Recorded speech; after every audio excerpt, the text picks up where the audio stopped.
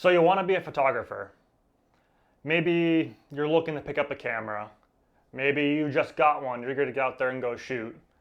Maybe your stepdad bought you one for your birthday to try and buy your affection, but it's just been sitting on the shelf in your closet for the past 8 months. Either way, here you are. You're looking to create amazing content, just like all the stuff you see online, on Instagram, TikTok, all that good stuff. But there's just one problem. You don't know what the you're doing. Hi, my name is Alex, but you can call me the Lens Daddy.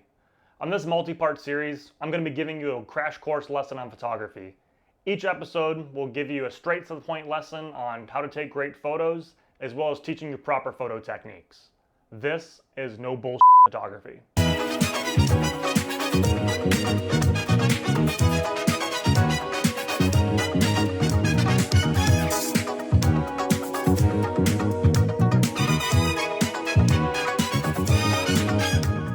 For our first episode, we're going to be talking about the Sunny 16 rule, one of the most important rules in all of photography.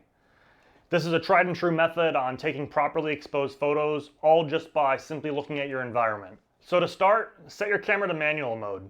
On top of your camera, there's going to be a dial with a bunch of different letters on it. Look for the M and make sure your camera's dial is set to that. Manual mode is going to give you full control over all the camera settings, which is what we want. Don't get discouraged. I'm going to walk you through it. Don't worry, I got you. So once you've set your camera to manual mode, we're going to change our ISO. ISO is going to be our base point for everything. That's how I do it. Being a film shooter, ISO is what's on the film, so I always start there. That's where we're going to start. Deal with it. If you have a beginner's DSLR, like an entry-level camera, more than likely you are if you're watching this video, your base ISO is 200. Otherwise, it's just the lowest ISO on your camera. For the sake of this video, it's going to be 200, okay? Set it to 200. Good. Now that we've set our ISO, we're going to change our shutter speed. Always match your shutter speed to your ISO. You're only going to change it in very certain scenarios. We'll get to that in the future episode. This is very basic stuff right now. So for the time being, set your shutter speed to match your ISO. We set our ISO to ISO 200, so our shutter speed is going to be 1/200th. Set it to that now. So now that we've matched our shutter speed to our ISO, we're now going to change our aperture, or the f-stop on our lens. So to do that, you either have it on your actual lens itself, it's on a dial on your camera. It all depends what you're rocking out there. I don't know. I can't see through your screen. That'd be pretty crazy if I could.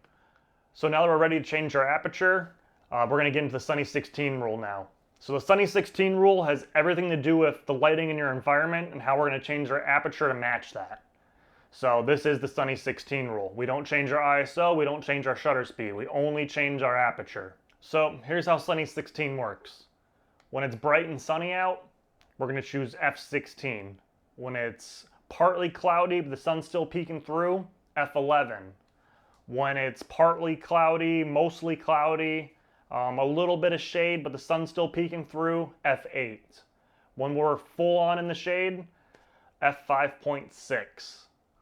These are like your main 4 points you're going to use 99.9% of the time when you just want to walk around and take photos that are properly exposed.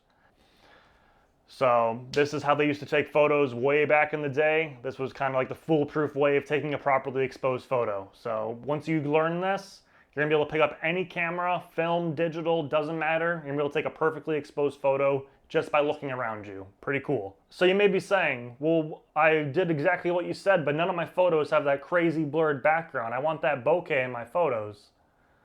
Well, we're going to get to that one in our next video, where I'll teach you everything you need to know about bokeh and how to get it, even with the kit lens you probably have in your camera right now. So to finish today's lesson, I'm going to give you a little bit of homework. I want you to take 4 properly exposed photos using the 4 different aperture settings I talked about in this video. I want you to post them on Instagram and tag me, the Lens Daddy, in that post. I'll be sure to give you some constructive criticism, and yeah.